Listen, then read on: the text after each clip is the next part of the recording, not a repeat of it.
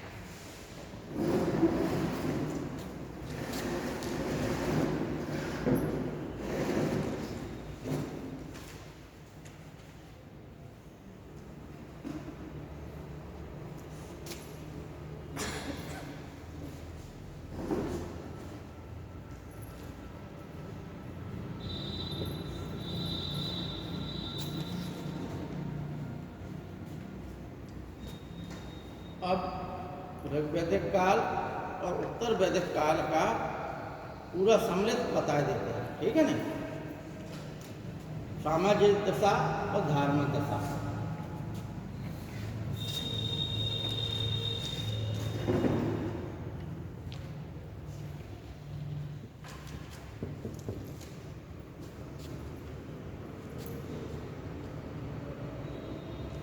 देखो बच्चों, ऋग्वेद में अंतिम चरण में वर्ण व्यवस्था शब्द का उल्लेख आया, ठीक है ना। और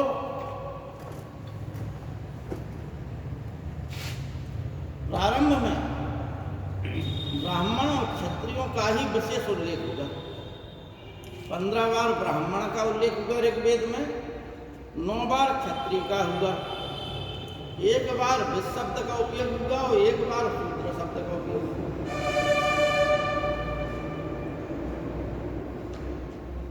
इनके तुम लोगों को बताया कि उत्तर वैदिक काल में इनके कार्य निर्धारित हो गए।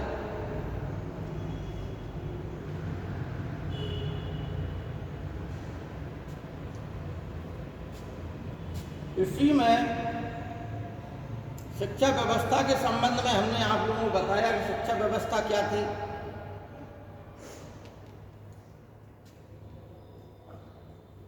तो पहले आप लोग कुछ चीजें हैं जिनके अंतर्गत पूरा जो है सनातन धर्म की संस्कृति टिकी हुई थी, ठीक है ना। आगे चल के वो सब इकट्ठी हो जाती हैं और जो उत्तर वैदिक काल में महत्वपूर्ण चीजें थी, ठीक। उत्तर वैदिक काल में वर्णाश्रम शब्द आया, समझना सब। यहाँ हमने ऋग्वैदिक काल में क्या वर्ण व्यवस्था और उत्तर वैदिक काल में वर्णाश्रम। वर्ण धन आश्रम से मिलकर शब्द बना है वर्णाश्रम। तो अब आप समझें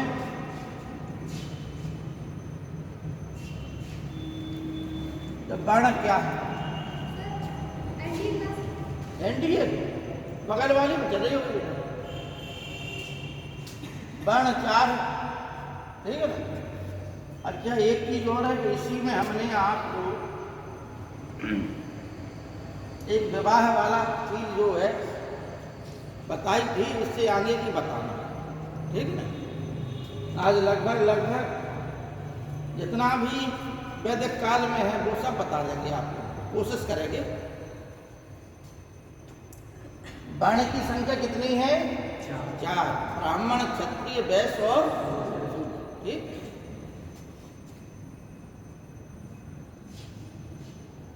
आश्रम कितने हैं? 4। पहला ब्रह्मचर्य आश्रम,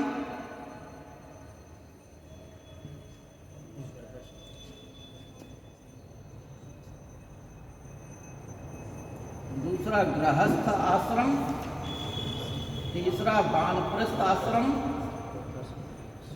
और चौथा संन्यास आश्रम।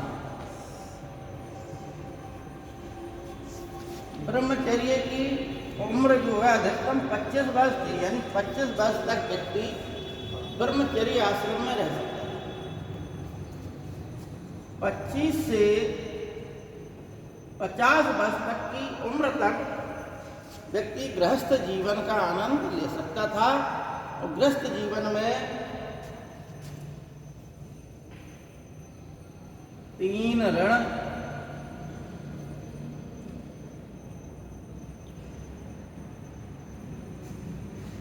3 वर्ग, 5 महायज्ञ,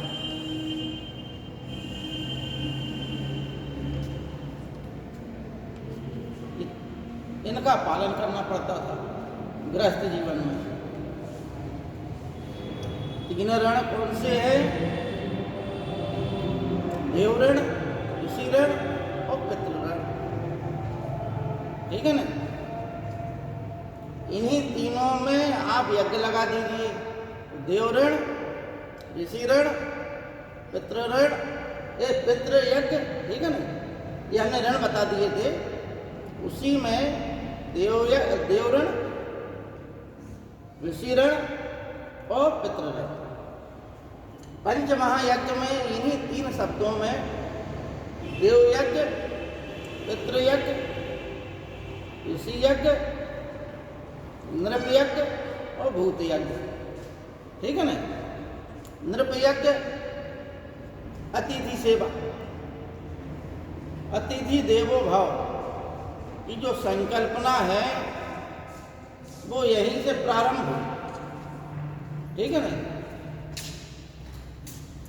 और बच्चों ध्यान से सुनना आप लोग, हिंदी में भी कभी कभार पूछ लिया जाता है। होता क्या है कि अगर आप शब्द का अर्थ नहीं समझ रहे और पढ़े जा रहे तो मतलब कुछ नहीं रहा। ठीक है ना?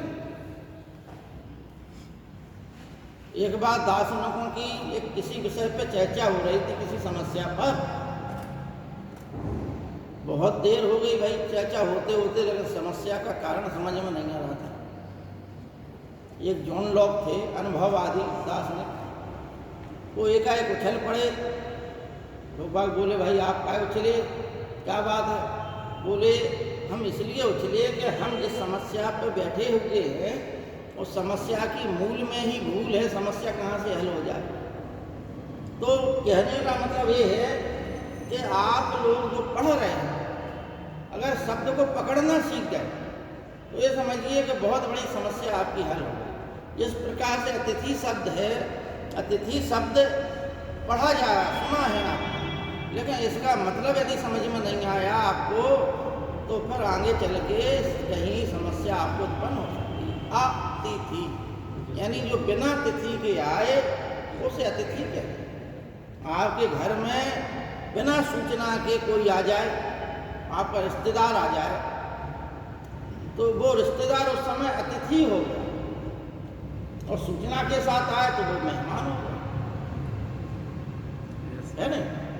तो हिंदी में, संस्कृत में अनेकों ऐसे शब्द हैं और हिंदी भाषा पर पकड़ बिना आप आगे नहीं बढ़ सकते। तो सही बात तो ये है कि इंग्लिश अगर आप अच्छी बोल लेते हैं और एक व्यक्ति हिंदी अच्छी बोल लेता है तो यकीन मानिए हिंदी अच्छी बोलने वाले का ज़्यादा सम्मान होता है, वो ज़्यादा प्रभावित करता है। दूसरे आप भाई अंग्रेजी आपको समझ ही में नहीं आ रही, लो ही समझ में नहीं आ रहा, लेकिन हिंदी भाषा में एक तो 52 शब्द हैं, है नहीं? और इंग्लिश में वर्णमाला में कितनी है? 26। तो जाहिर है कि कहाँ 26 में यानी अनेकों शब्दों को मिलाकर हिंदी में प्रत्येक का उच्चारण अलग अलग। तो कई बार देखा गया कि अच्छी अगर भाषा शैली पकड़ है तो वो व्यक्ति दूसरे लोगों को आकर्षित करेगा। ठीक है? तो इस समय ये 5 महायज्ञों का संपादन किस गृहस्थ जीवन, 3 वर्ग क्या है? तो ध्यान दें आप लोग, पुरुषार्थ की संख्या कितनी है? 4। तो धर्म अर्थ काम, ये 3 क्या है? त्रिवर्ग। ठीक, एक दिन हमने चर्चा की थी मुनि त्रय है, ध्यान आप अभी मतलब इसी कालखंड में चर्चा की थी। एक सप्ताह नहीं का एक शब्द बताया था आपको, मुनि त्रय। ठीक है ना?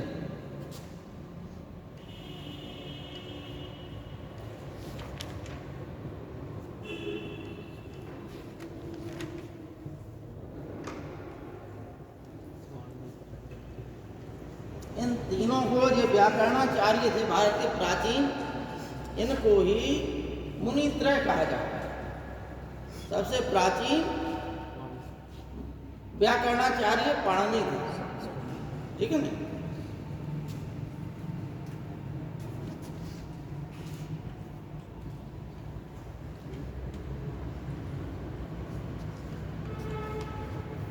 गृहस्थ जीवन में पूरा का पूरा कार्यक्रम इनके अंतर्गत चलता है।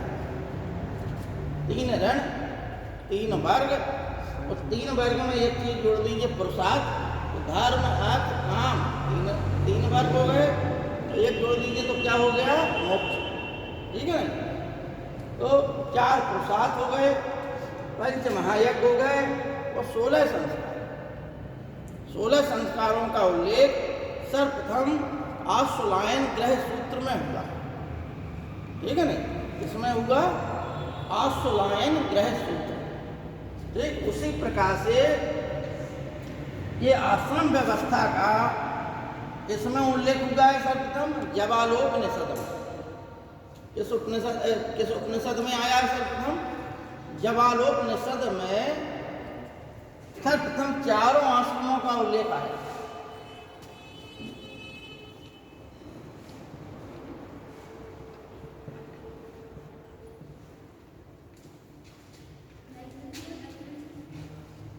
सर्वप्रथम जवालोपनिषद में 4 आश्रमों का उल्लेख आया। ठीक है ना? बड़े बड़े लोग इन चीज़ों पर, देखिए बच्चों, हमेशा आपको बता दें, इतिहास ऐसी चीज़ है, यदि आप ऑथेंटिक नहीं बोल रहे, बहुत लोग हम गड़बड़ बोल जाते हैं।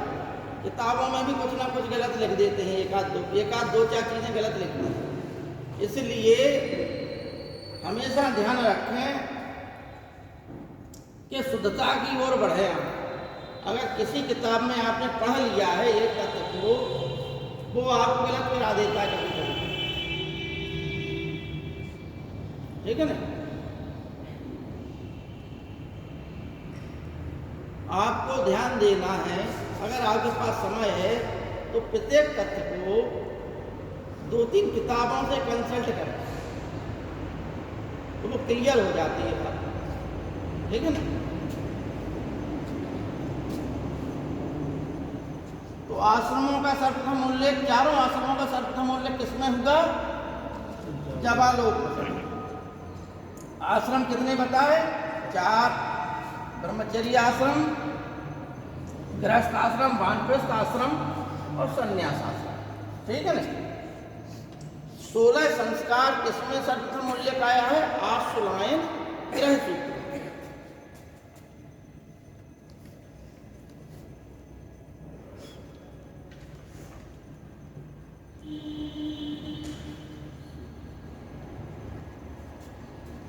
आश्वलायन ग्रह सूत्र में सर्वप्रथम 16 संस्कारों का उल्लेख आया है। और ये जो चीज़ें हैं, इसके संबंध में कभी अलग से चैप्टर बनेगा तो इसमें बता दिया जाएगा, लेकिन शॉर्टकट में आपको अभी बता दें। ठीक है ना? डिटेल में कभी चर्चा अगर मतलब अलग से टॉपिक मिला तो हो जाएगी।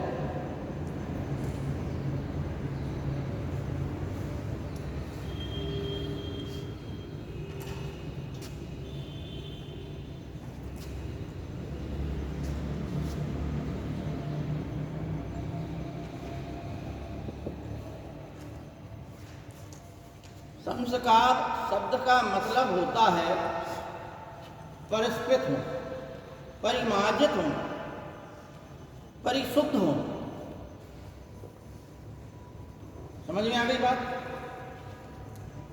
जन्मना, इसके संस्कारों के बारे में कहा गया है कि जन्मना जायते शूद्रा संस्कारात दुरुच्यते, ठीक है नहीं? जन्मना जायते शूद्रा संस्कारात दुरुच्यते। अब एक शब्द आया है द्विज, ठीक? सभी जन्म के साथ जो है शूद्र होते, शूद्र का मतलब है अपवित्र होते, ठीक है ना? लेकिन संस्कार होने के बाद वह द्विज हो जाता है, ठीक? अब द्विज जो है उत्तर वैदिक काल में 3 थे।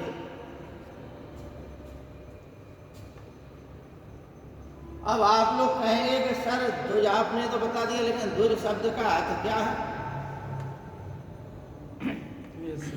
हाँ हाँ, वेरी गुड। द्विज का अर्थ मतलब होता है, हेलो, अरे मतलब जन्म ले।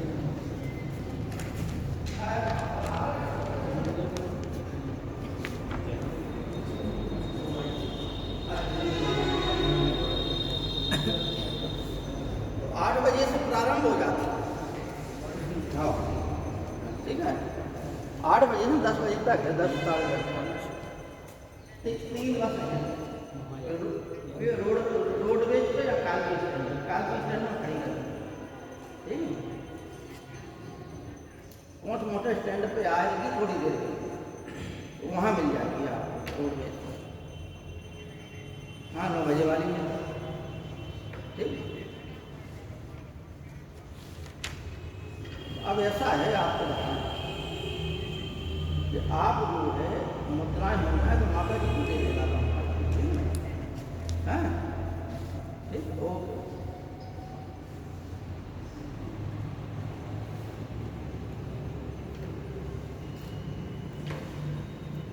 देखिए द्विज शब्द का अभी लड़के ने बताया, द्विज का मतलब होता है कि दूसरी बार जन्म लेना, ठीक है?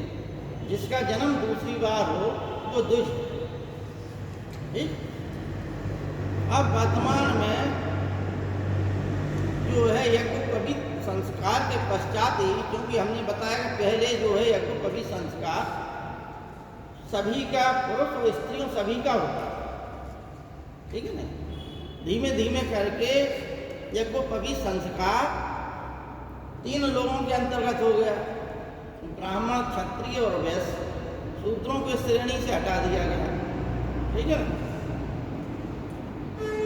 द्विज जिसका जन्म 2 बार हो, हिंदी में आप पढ़ेंगे तो पक्षी को भी द्विज कहा गया है, दांत को भी द्विज कहा गया है, कि दांत का 2 बार जन्म होता है नहीं? एक बार बच्चे को निकलता है, फिर टूट के दूसरी बार उगाता है, ठीक है ना? पक्षी भी अंडा देते हैं, अंडे से फिर चूजा निकलता है, एक बार अंडा होगा, अंडे से फिर चूजे को निकलना, यानी 2 बार जन्म हो गया, ठीक है ना? इस प्रकार से द्विज वो है जिसका 2 बार जन्म हो। मनुष्यों में वो द्विज हैं जिनका यज्ञोपवीत संस्कार के पश्चात द्विज उसे कहा, ठीक है ना? इसी प्रकार से संस्कार आपको बता दिया कि क्या है, 16 है। इसका सूत्र क्या है?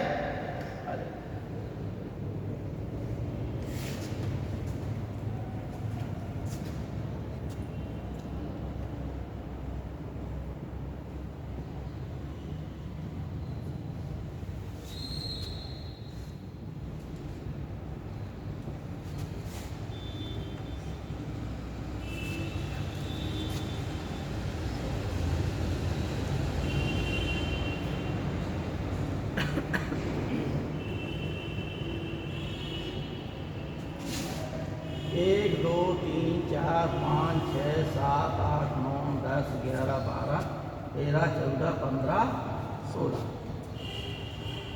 एक एक अक्षर ले लिया सभी का, ठीक है ना?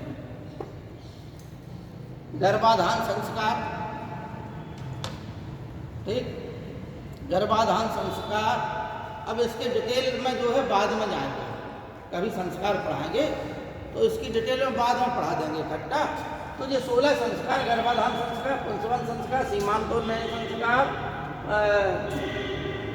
जाति धर्म संस्कार, नामकरण संस्कार, निष्क्रमण संस्कार, अन्नप्राशन संस्कार, चूड़ाकर्म संस्कार, कर्णभेदन संस्कार, विद्यारंभ संस्कार, उपनयन संस्कार, वेदारंभ संस्कार, देशांत संस्कार, समावर्तन संस्कार, विवाह और अंत्येष्टि। ठीक, इस प्रकार से 16 संस्कार हैं। तो पुरुषार्थ जो है, पुरुषार्थ का मतलब होता है पुरुष का प्रयोजन, ठीक है नहीं।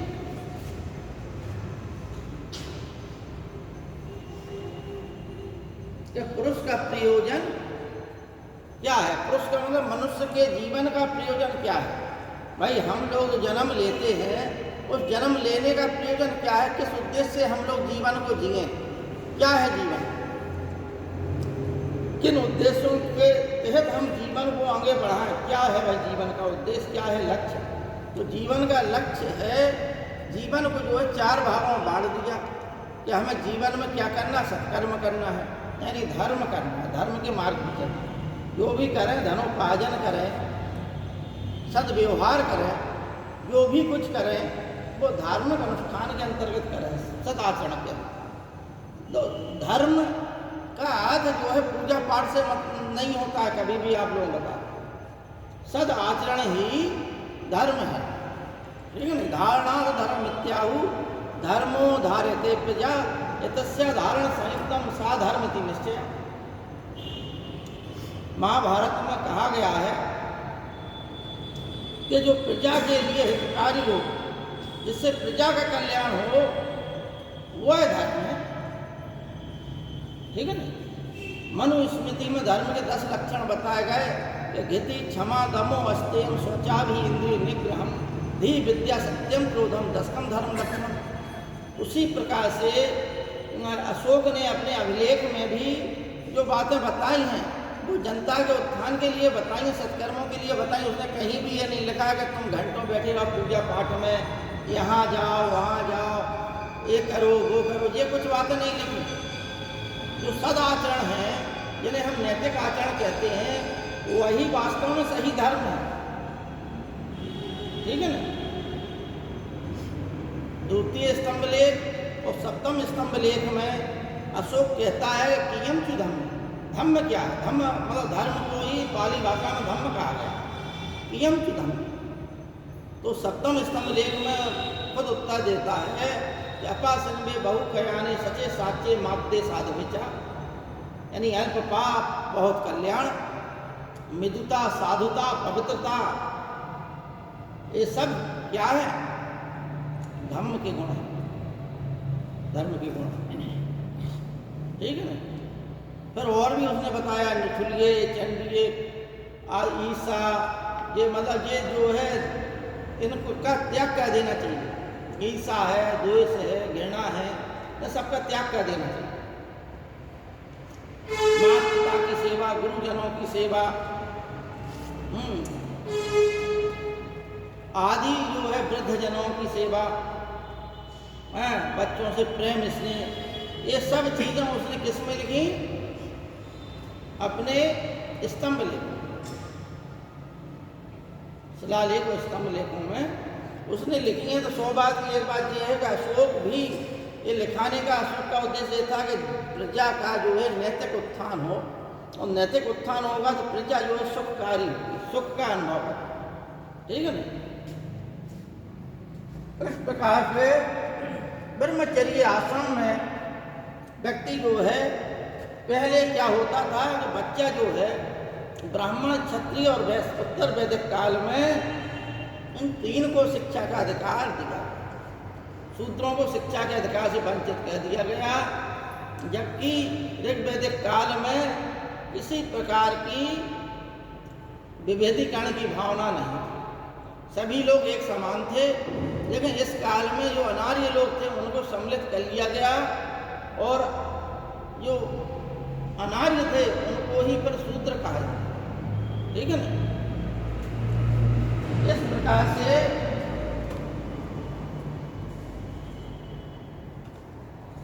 जो शिक्षा का संस्कार होता था ब्राह्मण का 8 वर्ष में, क्षत्रिय का 11 वर्ष में और वैश्य का 12 वर्ष में शिक्षा के लिए उसे भेजा जाता है। यानी यज्ञोपवी संस्कार, ब्राह्मण का यज्ञोपवी संस्कार के पश्चात ही बच्चे को शिक्षा के लिए भेज दिया जाता था गुरुकुल, ठीक है ना। तो किस उम्र में? ब्राह्मण का 8 वर्ष, क्षत्रिय का 11 वर्ष और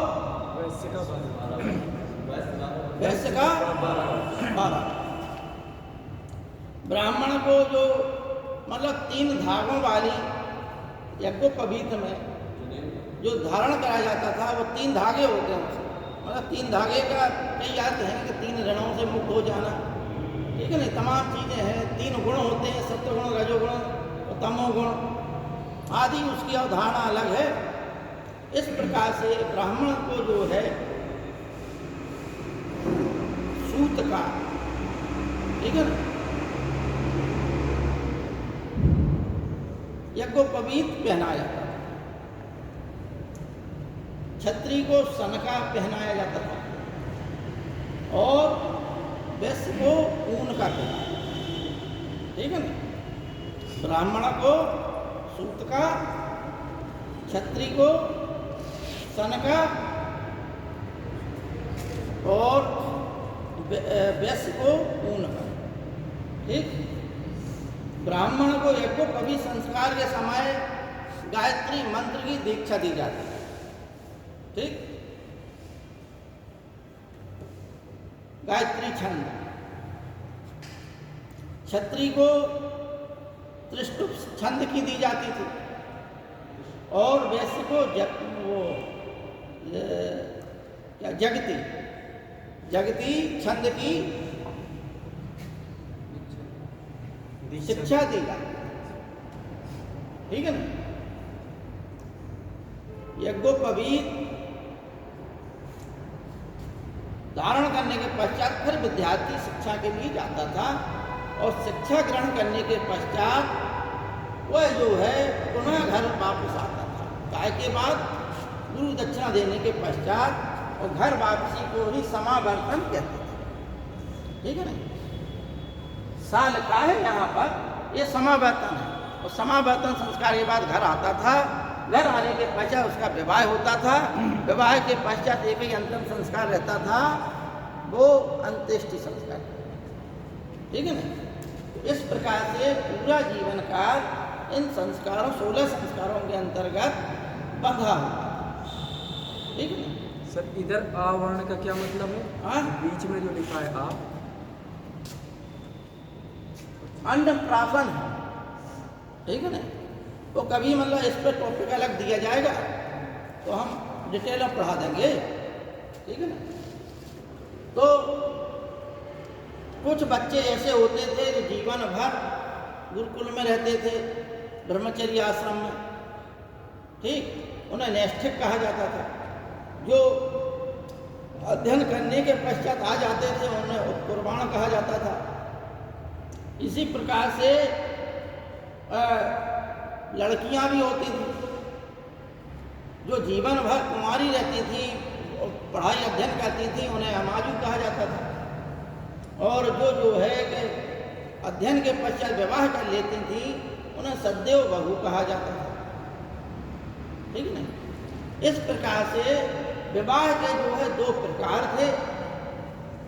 2 अलग अलग प्रकार से विवाह को संदर्भित किया गया उत्तर वैदिक काल में। कौन कौन? एक तो विवाह का प्रकार था अनुलोम विवाह और प्रतिलोम विवाह। अनुलोम विवाह का विषय जो है शास्त्रों में प्रशंसनीय है। इसमें उच्च वर्ण का लड़का और निम्न वर्ण की लड़की का विवाह होता था और इसे जो है शास्त्रों में प्रशंसनीय कहा गया, ठीक है।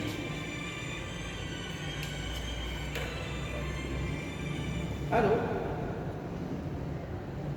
या हम यहाँ कोचिंग में पढ़ा रहे हैं,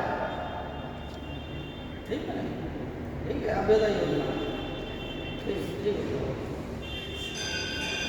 हाँ हाँ हाँ हाँ, कार पीठ पे खड़ी रहती है, ठीक है। हाँ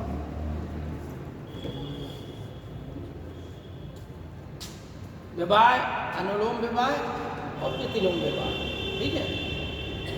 उच्च वर्ण का लड़का जब निम्न वर्ण की लड़की से विवाह करता था तो उसे अनुलोम विवाह कहते थे। वो है प्रशंसनीय विवाह। मनुस्मृति में कहा गया है कि ब्राह्मण को अपने से नीचे के वर्णों की लड़की लेने में कोई गुनाह नहीं, यानी वो अपने नीचे की लड़कियों से विवाह भी कर ले तो कोई बुराई नहीं, ठीक है ना। इसी प्रकार से हुआ क्या कि जब समान वर्ण की जो संतानें हुई, समान वर्ण का मतलब उसी वर्ण का लड़का उसी वर्ण की लड़की से संतान हुई तो वो ठीक नहीं। लेकिन अगर जो है शूद्र वर्ण की और उच्च वर्ण का लड़का है तो उस वर्ण को जो है उस संतान को एक तो संपत्ति के अधिकार से वंचित कर दिया गया, ठीक है नहीं, जबकि पिता उसका उच्च वर्ण का है, लेकिन फिर भी और समाज में उसे निंदित स्थिति का माना गया। लेकिन फिर भी स्थिति वहाँ और जटिल हो गई जहाँ पर यदि उच्च वर्ण की लड़की है और निम्न वर्ण का लड़का, जैसे चांडाल की उत्पत्ति, जो चांडाल जाति है, निषाद जाति है, इनकी ज़्यादातर उत्पत्ति किससे हुई? ब्राह्मण लड़की और शूद्र लड़का, ठीक है ना। इन्हें क्या है, नगर से बाहर ही एकदम कह दिया गया। वाणी ने दो प्रकार के शूद्र बताए कि शूद्रों के दो प्रकार हैं, एक निर्वसित एक अनिर्वसित। निर्वसित शूद्र वे हैं जिन्हें नगर की सीमा से ही बाहर बसा दिया जाता था, नगर की सीमा के अंदर नहीं रह सकते थे।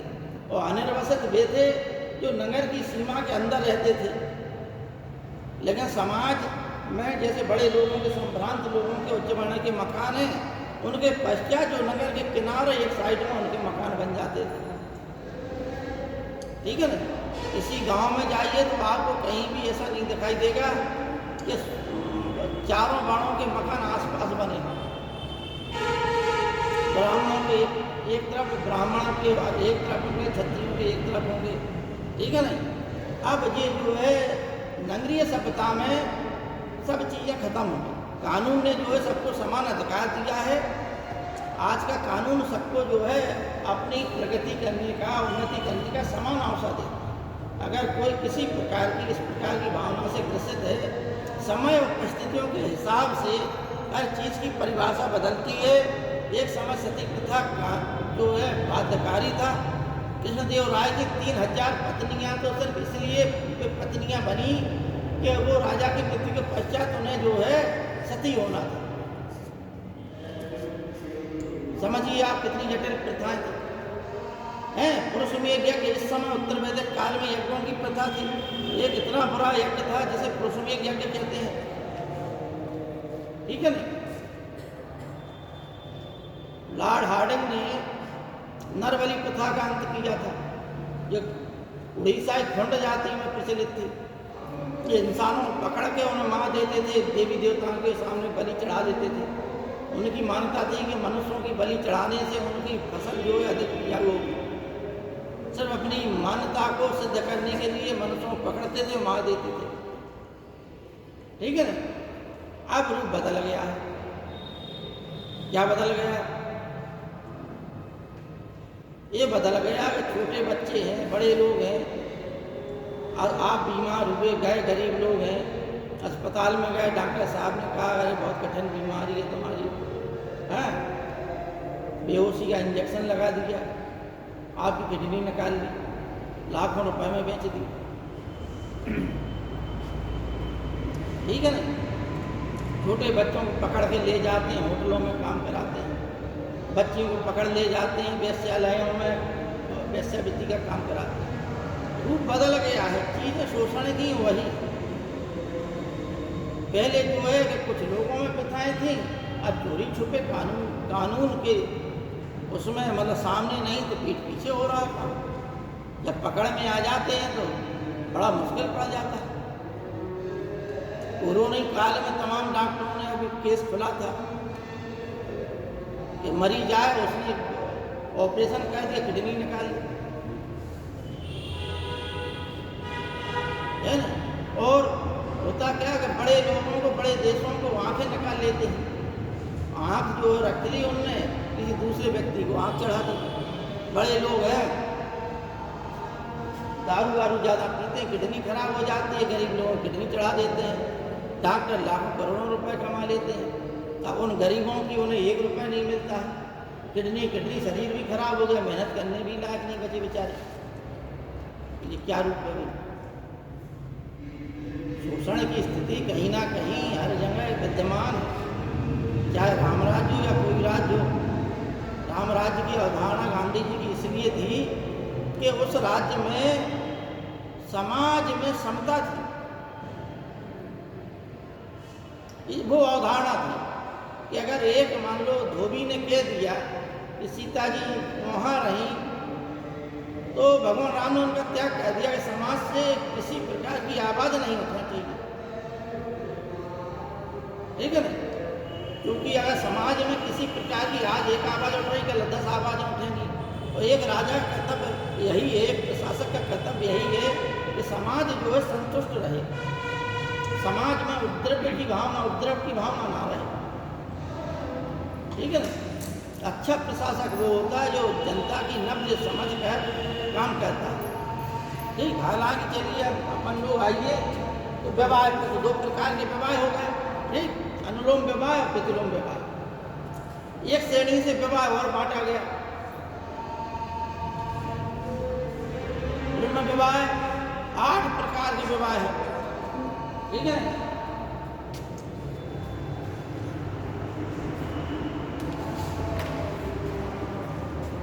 सुन ले आप लोग, ब्रह्म विवाह सुना दीजिए सर। ब्रह्म विवाह, प्रजापत्य विवाह, आस विवाह, देव विवाह। ब्रह्म विवाह, प्रजापत्य विवाह, देव विवाह, आस विवाह, या प्रशंसनीय विवाह थे, ठीक।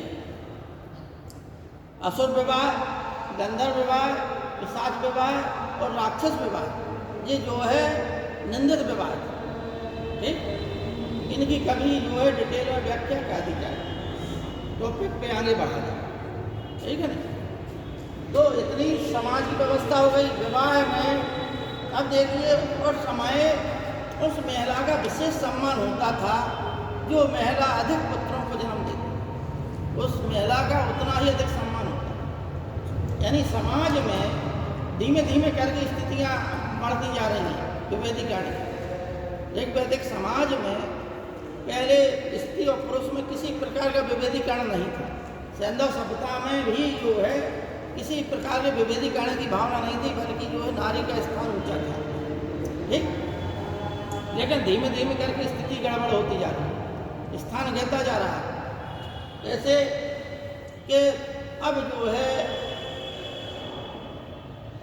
वह स्त्री का उत्तर वैदिक काल में उस स्त्री का सम्मान ज़्यादा हो गया जो अधिक लड़कों को उत्पन्न करती है। लेकिन ऋग वैदिक काल से एक प्रथा जो है जिसे नियोग प्रथा कहते हैं, यह प्रथा प्रचलित हो गई, ठीक है। अब नियोग प्रथा क्या है? नियोग प्रथा ये है कि यदि किसी महिला का, किसी स्त्री का पति मर जाए तो वह अपने देवर के साथ में संयोग करके पुत्र प्राप्ति हेतु जो है, जब पुत्र प्राप्त हो जाए तो वह फिर अलग अलग हो जाता है। यानी पुत्र प्राप्ति हेतु किसी स्त्री का उसके देवर के साथ संयुक्त हो जाना ही नियोग प्रथा थी, ठीक है ना।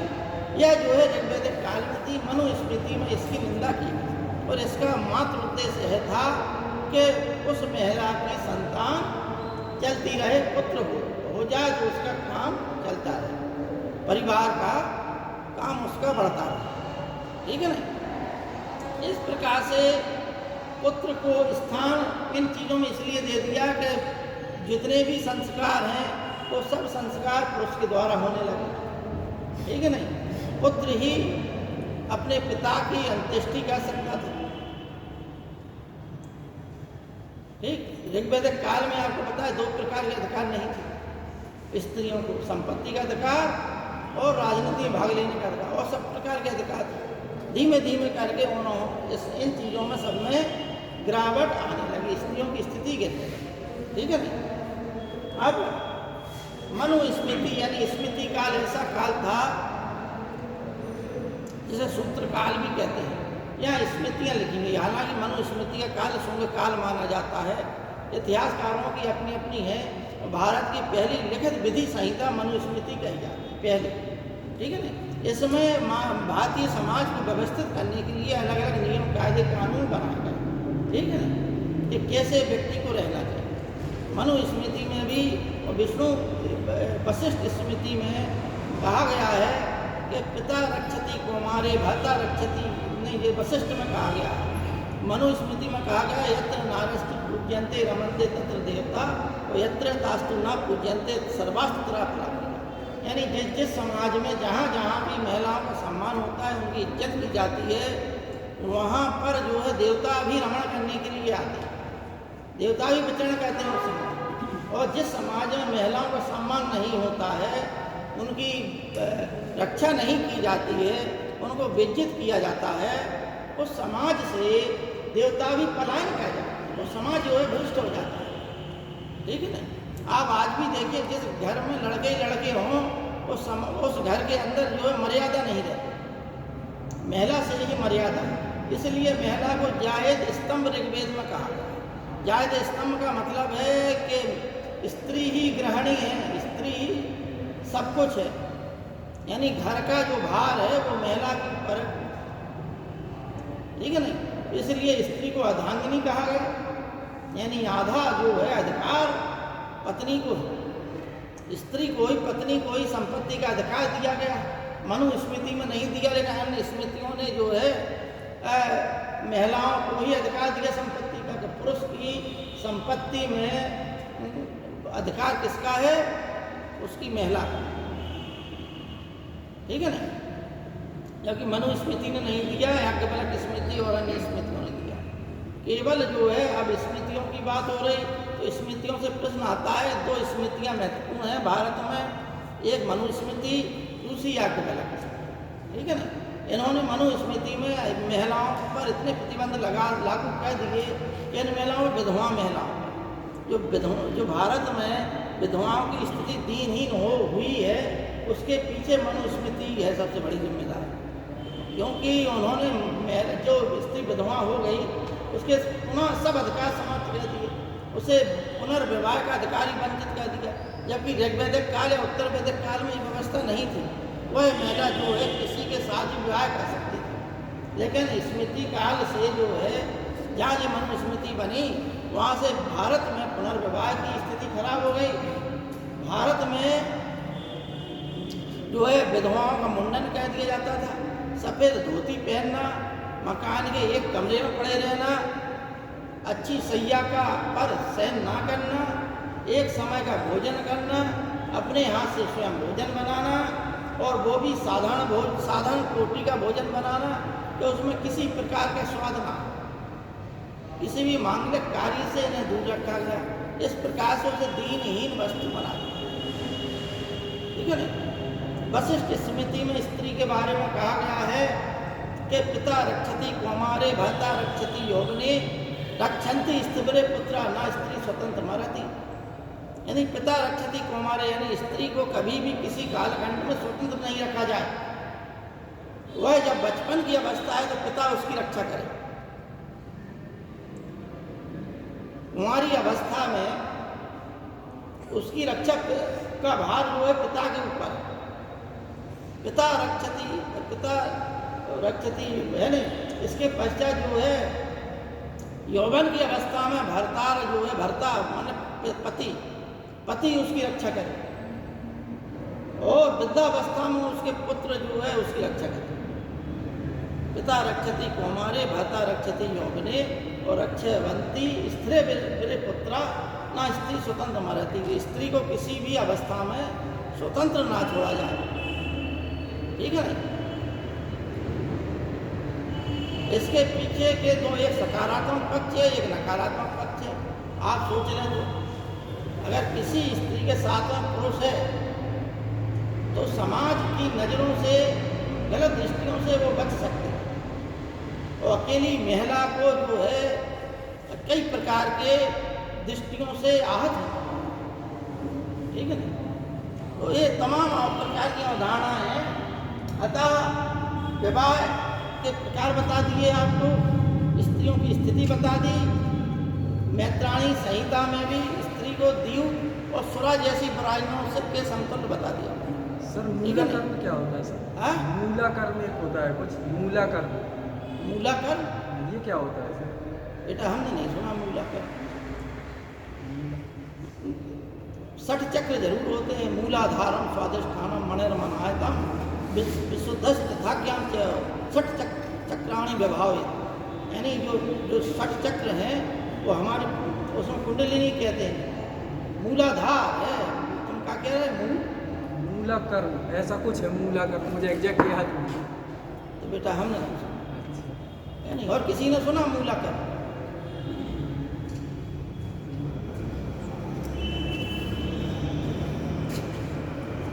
तो बच्चों,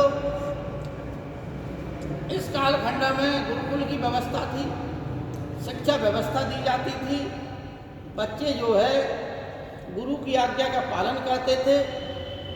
गुरु ने जो आदेश दिया उस आदेश का पालन उन्हें हर हाल में करना पड़ता था।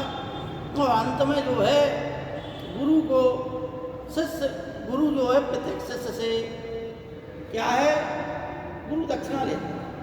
राज परिवार के लोग जो है, कुछ लोग जो है पहले ही गुरु को धन धान्य से परिपूर्ण कर देते थे, लेकिन गुरु जो है उस समय लालची नहीं था पैसे का, क्योंकि वह जो है आश्रम में रहता था।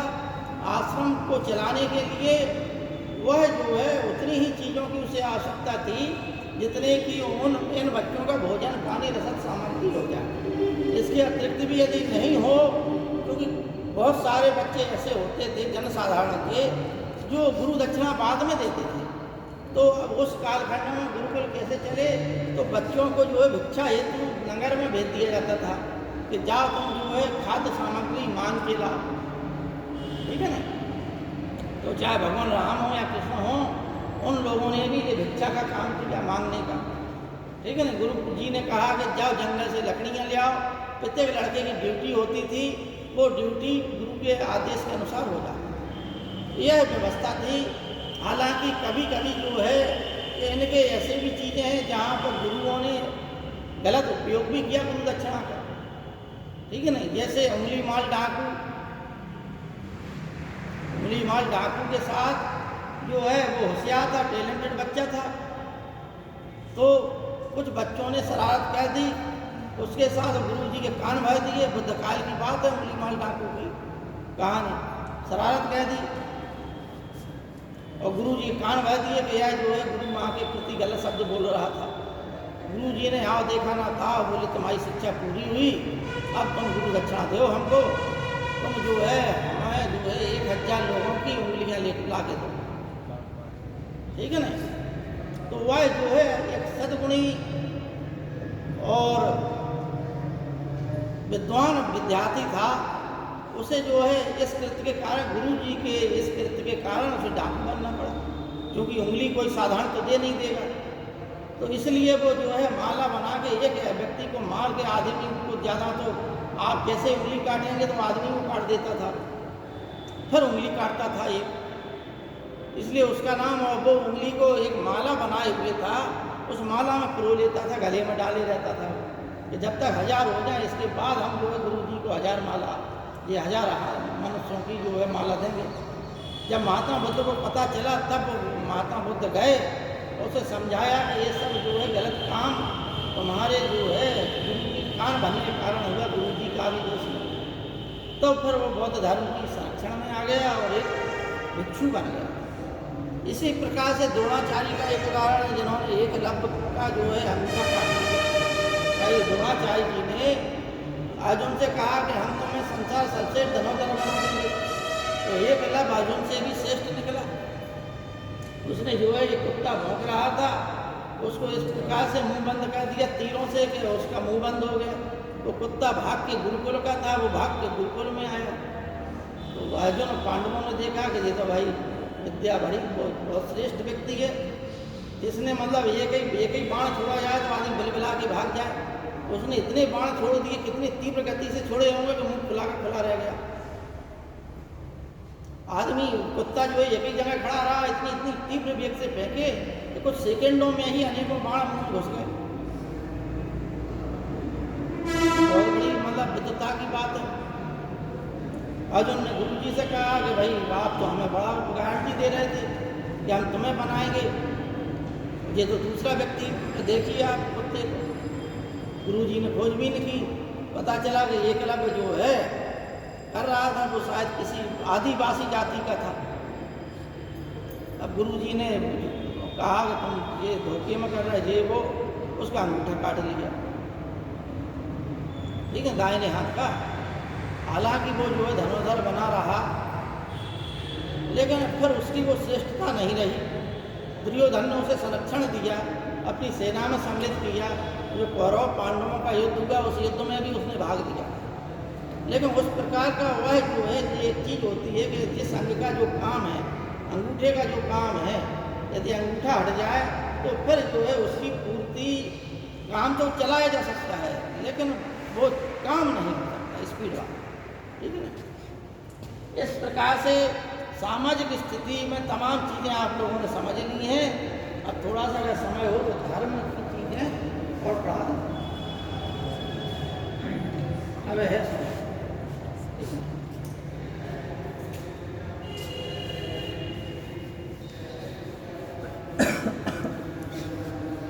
अब आप लोग बताइए, क्या ये चीज़ें जो है अगर आपको लिखाने बैठे तो क्या 3-4 दिनों में हो सकती थी?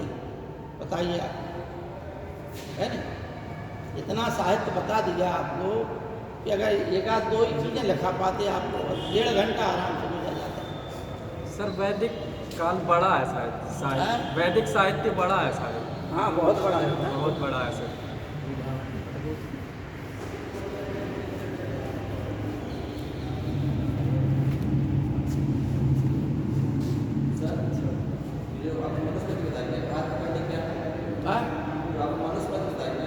मनुस्मृति, हाँ इसका क्या है? हाँ विधि संहिता, विधि मतलब कानूनी संहिता थी, ठीक है ना। इसमें देखिए आप लोगों को ध्यान से सुन लें कि एक नारद स्मृति है, ठीक है ना। नारद स्मृति में सबसे ज़्यादा दासों का वर्णन किया, ठीक है। दास मुक्ति का वर्णन भी नारद स्मृति में है। विष्णु स्मृति एकमात्र ऐसी स्मृति है जो गद्य में लिखी गई, बकाया सब पद्य में लिखी गई, ठीक। नारद स्मृति में 15 प्रकार के दासों का वर्णन किया, कौटिल्य ने 9 प्रकार के दासों का वर्णन किया है और मनुस्मृति में 7 प्रकार के दासों का वर्णन किया। समझ में आ गई बात? एक है देवल स्मृति। देवल स्मृति में अगर कोई हिंदू कोई दूसरा धर्म ग्रहण कर लेता था या इस्लाम धर्म ग्रहण कर लेता था, उसको पुनः हिंदू धर्म में परिवर्तित कराने का विधान देवल स्मृति में दिया। इस प्रकार से ये स्मृतियाँ, इनसे जो प्रश्न आते हैं वो यही हैं। कभी कभी इसके जो है भाष्यकार पूछ लिए जाते हैं, तो जब स्मृतियों की बात आएगी तो वो ही लगा के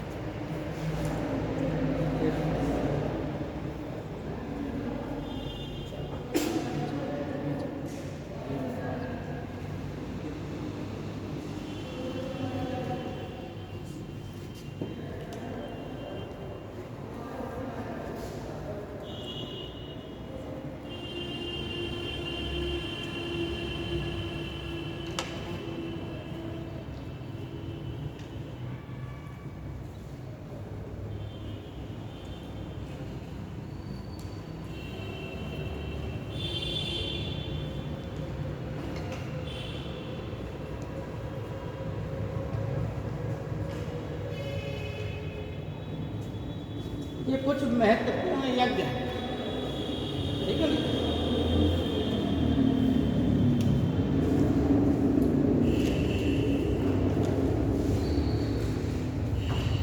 इसमें आपको ये समझना है कि इन यज्ञों में होता क्या था।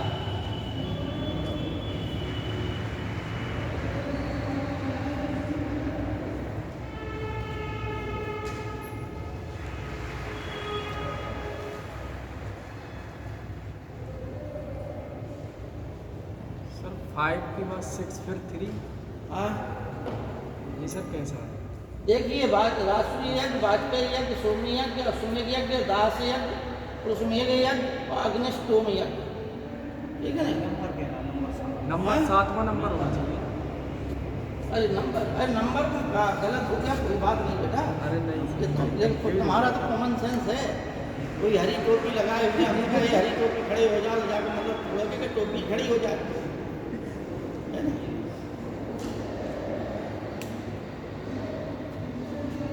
इतनी बारीकी पकड़ोगे अगर नहीं सर, मुझे लगा तो ये आगे कैसे बढ़ पाओगे। कॉमन सेंस भी तो लगाओ। सर वो तो ठीक है, मुझे लगा सर ये वैदिक काल है, कुछ भी हो सकता है इसमें। नहीं ये हमने ऐसे ही किया। इतना अगर लगाओगे तो परीक्षा में कैसे बढ़ोगे तुम आगे, है ना। देखो बच्चों, राष्ट्रीय यज्ञ समझ लें आप लोग।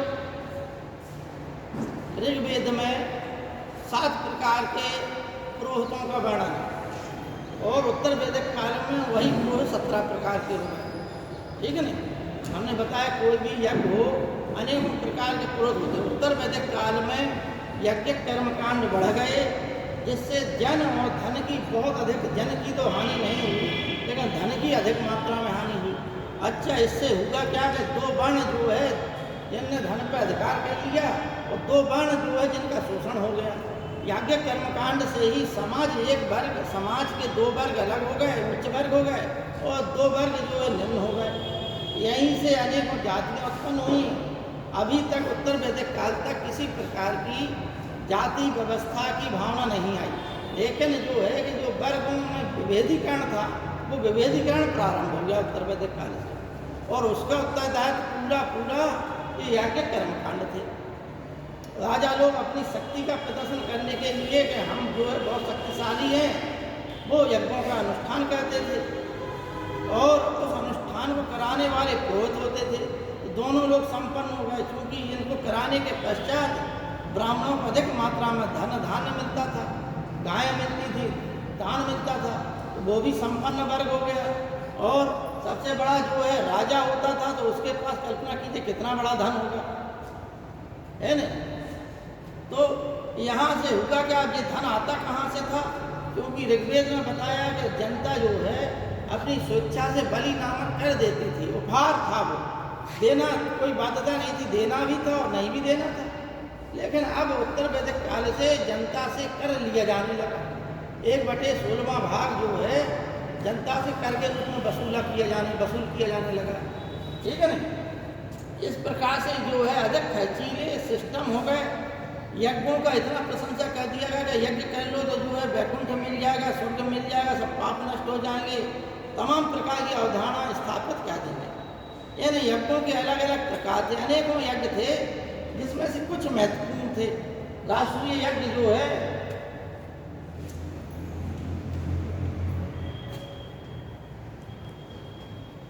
इस समय राजा जो है अपने रत्नों के पास जाता था। उत्तर बृहस्पति ब्राह्मण में जो राजा के महत्वपूर्ण पदाधिकारी थे, महत्वपूर्ण लोग थे, उनकी संख्या 12 है और उन्हें रत्न कहा। यानी यह लोग अपने हाथों में कोई रत्न धारण करते थे, इसलिए इनका नाम क्या रत्न पड़ा, ठीक है ना। उनकी संख्या 12 थी और राजा इन रत्नों के पास जाता था, उनका जो है समर्थन प्राप्त करता था, उन्हें उपहार देता था। इसके पश्चात ये यज्ञ जो है राष्ट्रीय यज्ञ का मतलब है कि राजा का पद जो है अवैधानिक हो गया। राजा अब जो है राजा बनने लायक कोई व्यक्ति राष्ट्रीय यज्ञ करने के पश्चात ही राजा बनता है। समझ में आ गई बात। वाजपेयी यज्ञ को सीधा सा मतलब है कि यह रथ दौड़ से संबंधित था। अनेक लोगों के रथ होते थे, लेकिन रथों का मतलब ये था कि राजा का रथ आगे हो जाए, क्योंकि राजा जीतेगा तो वो जो है राजा की शक्ति प्रदर्शन का भी एक प्रतीक था। राजा जो है अच्छा रथ हाँकने वाला है, ठीक है ना, उसमें राजा को जिताने का प्रयास किया जाता था। ये रथ दौड़ थी एक प्रकार, ठीक है ना। सोम यज्ञ, इस यज्ञ में सोम रस की आहुति दी जाती थी। सोम रस जो है 2 पर्वतों से मिलता था। ऋग्वेद में वर्णन है, एक शरणयावत पर्वत और एक मूजबंद पर्वत। मूजबंद पर्वत की पहचान तो कर ली गई कि हिमालय के उत्तरी दिशा में यह जो है मिलता था। एक लता थी, उस लता को पीस कर जो रस मिलता था उसके सेवन से जो है शरीर में स्फूर्ति और ऊर्जा का संचार हो जाता था, इसलिए इसे सोमरस कहा गया। इसके एक देवता थे, सोम से जो स्फूर्ति मिलती थी, जो ऊर्जा मिलती थी, इसलिए इसे एक देवता का आरोपण कर दिया गया। और ऋग्वेद का 9वां मंडल पूरा सोम देवता को ही समर्पित है, ठीक है ना। अश्वमेध यज्ञ में जो है कि आपको बताया कि इसमें जो है 400 अनुचर होते थे, मतलब सेवक भाग लेते थे, ठीक। 4 राज महिषी, मतलब जो राजा की 4 महत्वपूर्ण पटरानियां होती थी वो इसमें भाग लेते थे। 400 अनुचर भाग लेते थे। 600 सांड जो हैं बैल, उनको भी इसमें जो है बलि चढ़ाई जाती थी। और जो घोड़ा था उसकी अश्वमेध यज्ञ में जो है यज्ञ प्रारंभ होता था और उस घोड़े को जो है छोड़ दिया जाता था। उसमें कुछ समय निश्चित था, शायद 1 महीने का समय था। एक महीने के अंतर्गत वह जो है जितनी दूर तक चला जाए, और यदि उस घोड़े को, उस अश्व को यदि कोई ना पकड़े तो ये समझिए उतने लोगों ने राजा की अधीनता स्वीकार कर ली। और यदि घोड़े को पकड़ ले तो राजा उस घोड़े की रक्षा के लिए और उस जो विरोधी है जिसने घोड़े को पकड़ा है उससे युद्ध करता था और अपने घोड़े को छुड़ा देता था। तो इस बीच यदि राजा मान लो हार जाए तो उसका अश्वमेध यज्ञ अपूर्ण हो जाता। समझ आ गई बात। और जब ये यज्ञ पूर्ण होता था, इसके पश्चात ये 600 बैलों की और एक अश्व की बलि चढ़ा दी जाती थी। और पुरोहितों को अधिक मात्रा में जो है गाय भेंट कर दी जाती थी, धन दौलत उन्हें दे दी जाती थी। ये था अश्वमेध यज्ञ। दास यज्ञ ये सिविल सर्विसेज की परीक्षा में आ चुका है। दास यज्ञ यह जो है अमावस्या के दिन ही किया जाता है। एक पौर्णमास यज्ञ है जो पूर्णिमा के दिन होता है, और दास यज्ञ जो है अमावस्या के दिन ही होता है। ये PCS की परीक्षा में आ चुका है कि दास यज्ञ किस दिन होता था। दास यज्ञ जो है किस दिन होता था, अमावस्या के दिन। पुरुषमेध यज्ञ हमने बता दिया, इसमें 25 यूप मतलब स्तंभ बनाए जाते थे। उन स्तंभों में 25 मनुष्यों को बांध दिया जाता था, और यज्ञ के होने के पश्चात पूर्ण आहुति के समय 25 मनुष्यों की बलि चढ़ा दी जाती थी और उसमें यज्ञ संपन्न हो जाता। अग्निष्टोम यज्ञ सोम यज्ञ का ही एक प्रकार, ठीक है ना। इस प्रकार से ये कुछ महत्वपूर्ण थे, ठीक। अब देखिए हमने बताया था देवता।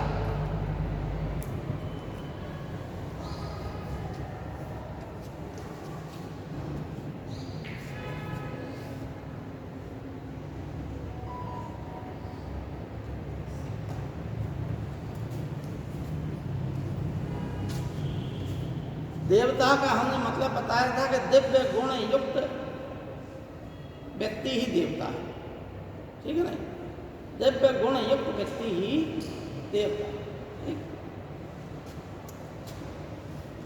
देवता की अनेकों कोटियां बनाई गई। कौन कौन? अंतरिक्ष के देवता, पृथ्वी के देवता, आकाश के देवता और अंतरिक्ष के देवता, ठीक। अब हम उसके नीचे जाएंगे कि देवता थे कौन कौन, क्या था, ठीक। तो आपको बताया कि सबसे बड़ा देवता कौन था? इंद्र, ठीक। और सबसे पुराना देवता कौन था? 4-5 बार बता चुके, डेली पूछते हैं और डेली भूल जाते हैं। पुराना सौंध करके था सर। हैं? सौंध क्या नाम था? हाँ, देओस। देओस, हाँ। ठीक है नहीं? देओस। ऋग्वेदिक सबसे पुराना देवता देओस था। यही जो है अपभ्रंश के जीव हो, ठीक। तो यूनान का सबसे बड़ा देवता था। इंद्र को पुरंदर भी कहा गया, सबसे बड़ा देवता है। आर्य संस्कृति की स्थापना करने का सबसे बड़ा श्रेय इंद्र को दिया जाता है। ठीक है, समझ में आ गई बात। दूसरी बात आइए, दूसरा बड़ा देवता है अग्नि। अग्नि का मतलब है, आपको बताया कि जो अग्रणी है वो है अग्नि है, ठीक। और अग्नि ही यानी जो आपने यज्ञ कर्मकांड देखा हो, कहीं भी यज्ञों में गए हो तो वहाँ पर हविषान्न डाला जाता है। हविषान्न का मतलब आहुति डाली जाती है। जो आहुति में सामग्री होती है उसे हविषान्न कहा जाता है। उसमें जिस देवता के लिए जो डाला जाता है उसका नाम लिया जाता है। बाद में स्वाहा बोल दिया जाता है। स्वाहा जो है अग्नि की पत्नी का, ठीक है नहीं। और जिस देवता के नाम से वो डाली जाती है आहुति, उस आहुति को जो है अग्नि देवता तीनों कालों के देवता हैं, इसलिए वो जो है उसको वहाँ उस देवता तक उसका भाग पहुँचाता है, ठीक है नहीं, जिसके नाम से पहुँचा जाता है। इसलिए ऋग्वेद का प्रत्येक मंडल का पहला सूक्त अग्नि देवता को समर्पित है। ऋग्वेद के 2 से लेकर 8वें मंडल तक के जो मंडल हैं, जो 2 से 8 तक के, वो सबसे प्राचीन माने जाते हैं। और इनमें जो पहला सूक्त है वो अग्नि से ही प्रारंभ होता है, ठीक।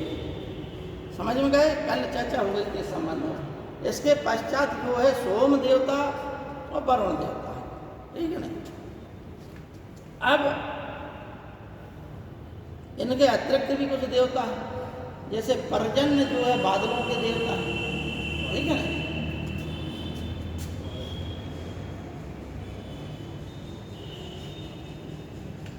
पर्जन्य बादलों के देवता हो गए।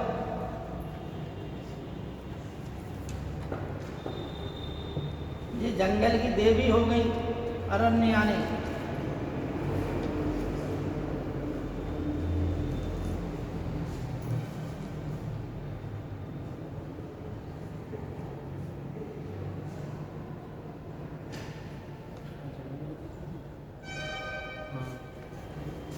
आप जो है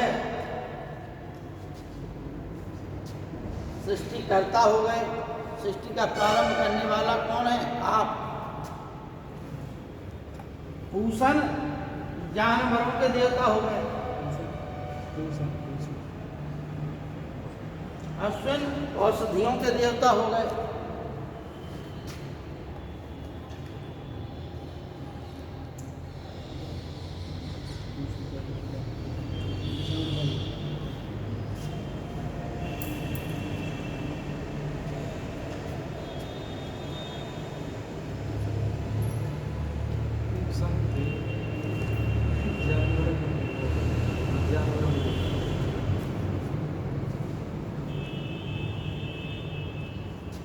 वरुण को जल देवता भी कहा जाता है, वरुण को ऋत के देवता भी कहा जाता है। ऋत का मतलब है कि सृष्टि में जो आप सामंजस्य देख रहे हो कि सूर्य पूरब में उदय होता है, पश्चिम में अस्त हो जाता है। सूर्य के उदय के पश्चात रात प्रारंभ होती, रात के पश्चात सुबह होती है, यानी दिन होता है, दिन के पश्चात रात होती है। एक मौसम के पश्चात दूसरा मौसम आता है, दूसरे के पश्चात तीसरा। इस प्रकार सृष्टि में ये क्रम है। सृष्टि का कभी भी किसी कालखंड में क्रम नहीं बदलता। हमारे पूर्वज भी जो समय भोग गए हैं वही समय हम लोग भी भोग रहे हैं। उन्होंने भी दिन रात देख रहे, हम लोग भी दिन रात देख रहे हैं, है नहीं। तो वो सब चीज़ें जो है सृष्टि में एक सामंजस्य, एक नियम है कि सूर्य जो है पूरब से ही उगेगा, पश्चिम में ही अंत होगा, और दिन के पश्चात रात ही आएगी, ठीक है नहीं। एक मौसम के पश्चात दूसरा मौसम प्रारंभ होगा। क्या आप लोगों ने कभी सोचा है कि किसी कालखंड में इनमें किसी प्रकार परिवर्तन हुआ है? कभी नहीं हुआ। ये तुम्हें अपने समय पे आती है। मौसम, ऋतु मतलब मौसम, ठीक है ना। दिन, महीना सब जो है अपने समय के अनुसार चलता है। इनका जो नियम है, जो नियामक है, कौन नियम और नियामक है, इसमें एक प्रकार का नियम बना रहे, क्रमबद्धता बनी रहे संसार भर में, प्रकृति में, उसका नियामक है वरुण देवता, जिसे ऋत कहते हैं। ऋत यानी संसार भर का नियम का सामंजस्य बनाने वाला कौन देवता है? ऋत देव, वरुण देवता, ठीक है ना। वरुण देवता को अहुर मजदा भी कहा जाता है। यानी जैन अव्यवस्था, जो ईरान का ऋग्वेद का समकालीन ग्रंथ है जैन अव्यवस्था, उसमें वरुण जो है सबसे बड़ा देवता है। यानी जो है वरुण को ही ऋतस्य गोपा कहा गया है, अहुर मजदा कहा गया है, ठीक है ना। ऋतस्य गोपा ऋग्वेद में कहा गया है और अहुर मजदा किसमें कहा गया है? उसमें जैन अव्यवस्था। इस प्रकार से ये कुछ महत्वपूर्ण देवी देवता हैं जिनका आप लोगों को हमने अध्ययन करा दिया। सर अरण्यानी ये कहाँ के देवता थे सर? ये जंगल की देवी थी। देवी थी? हाँ। आप सर, आप हाँ, आप जो है सृष्टि के देवता।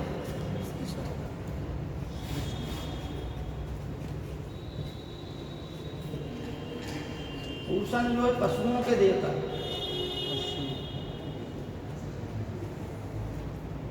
पूषण का ही समीकरण किससे कर दिया गया? रुद्र से, रुद्र देवता से। ऋग्वेद में एक बार रुद्र देवता का उल्लेख आया है, एक बार। सर ये अश्विन बीमारी के देवता थे? अश्विन जिन्हें वैद कहते हैं हम वनस्पतियों के देवता। वनस्पति विशेषकर औषधियों की।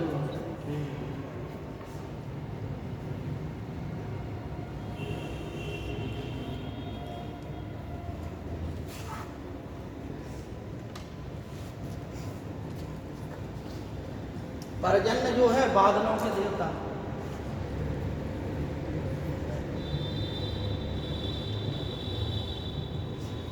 अब सोम आप लोगों को सोम बताई चुके कई बार, और ये हमने बताई दिया उषा है, कल परसों बताया था हमने, सूर्य के जो बताए थे हमने। तो आपका लगभग टॉपिक वैदिक काल का हो गया।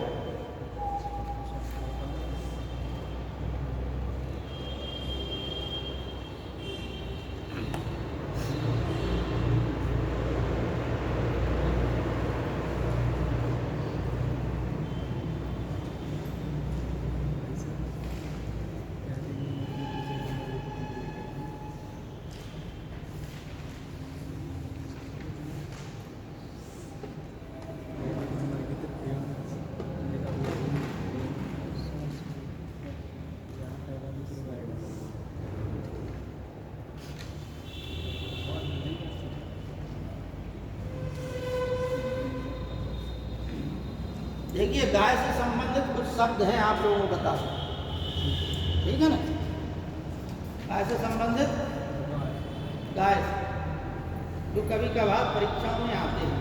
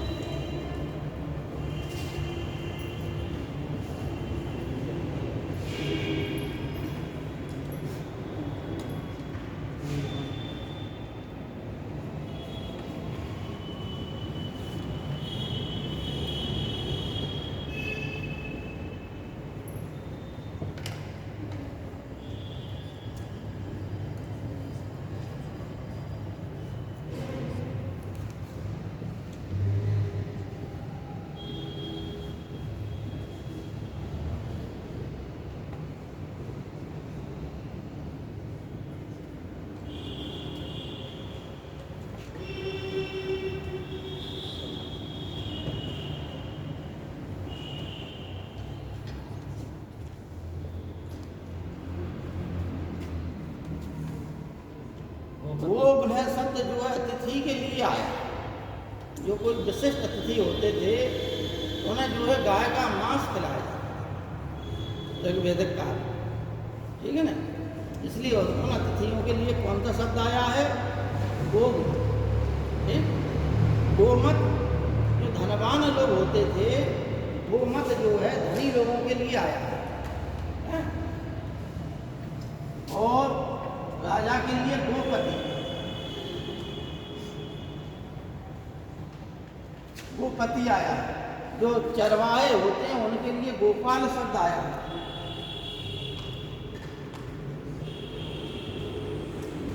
गवेषणा और गोसु युद्ध के लिए आया है। जो युद्ध होते थे उसके लिए कौन सा शब्द आया है? गवेषणा और गोसु, और भी 2-3 शब्द हैं।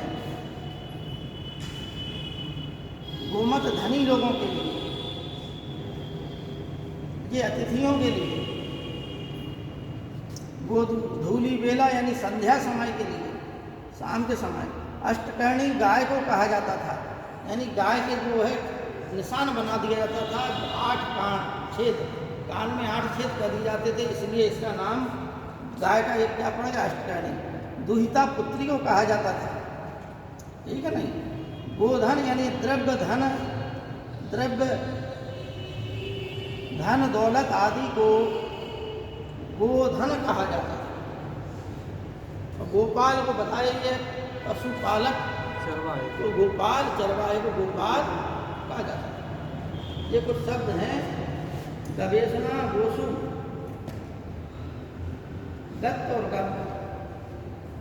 गत्त, गत्त और गब्ब। गाय का ऋग्वेद में 176 बार उल्लेख आया, ठीक है।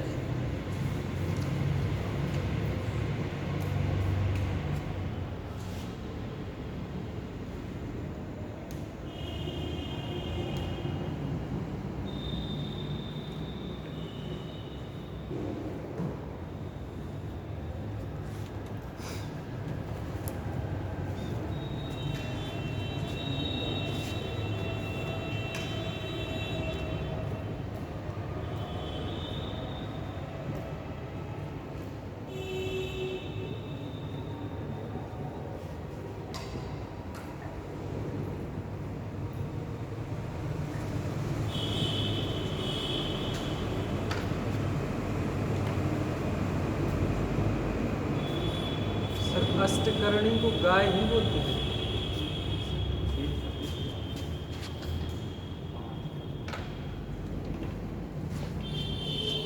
लोहा, हाथी, चावल, चांदी, नमक और मछली का शब्द का प्रयोग ऋग्वेद में नहीं मिलता, ठीक। इनका उल्लेख ऋग्वेद में नहीं।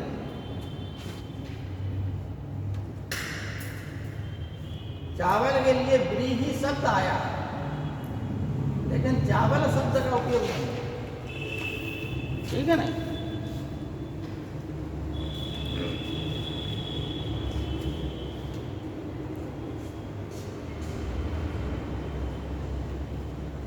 गाय को अष्टकर्णी और अघन्या,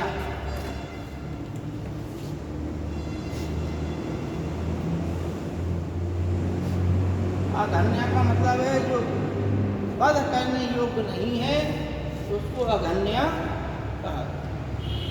आज इतना ही रहने दें।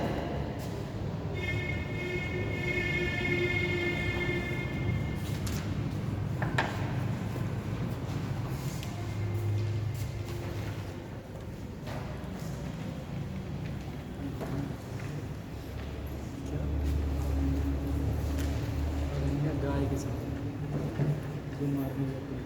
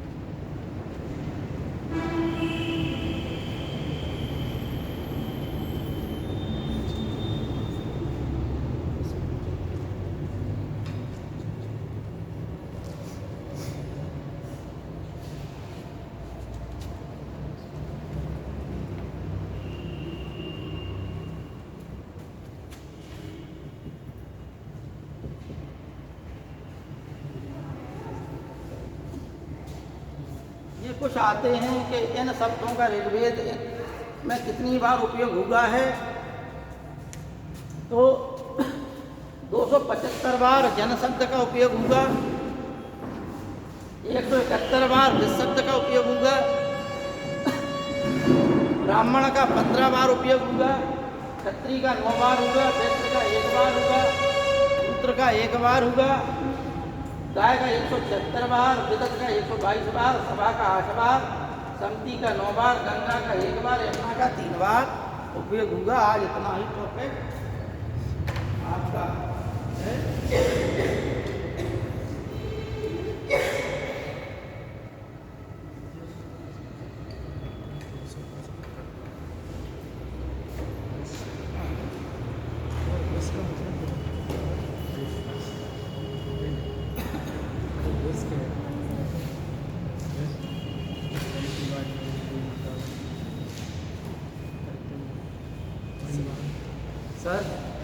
सर विष का मतलब बता दीजिए सर। इसका विष का मतलब विष, जन के बाद जो विष आया है। अरे कई बार तो बताया हमने, विष का मतलब जो है, विष उत्पादन से संबंधित, जो उत्पादकता से संबंधित है वो विष है, ठीक है ना। और जन से नीचे की इकाई है जो जनता के लिए था विष शब्द, ठीक है ना। तो एक राजनीतिक इकाई थी ये विष, ठीक। जैसे तहसील है, पोस्ट है, ग्राम है, तो ग्राम से ऊपर की इकाई विष थी।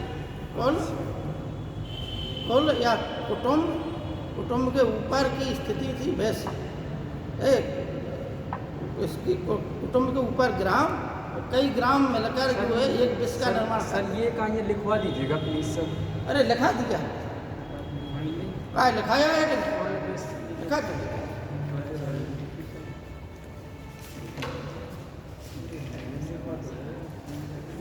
ठीक है सर, लिखा है सर, लिखा दिया, लिखवाया सर, इनको लिखवाया।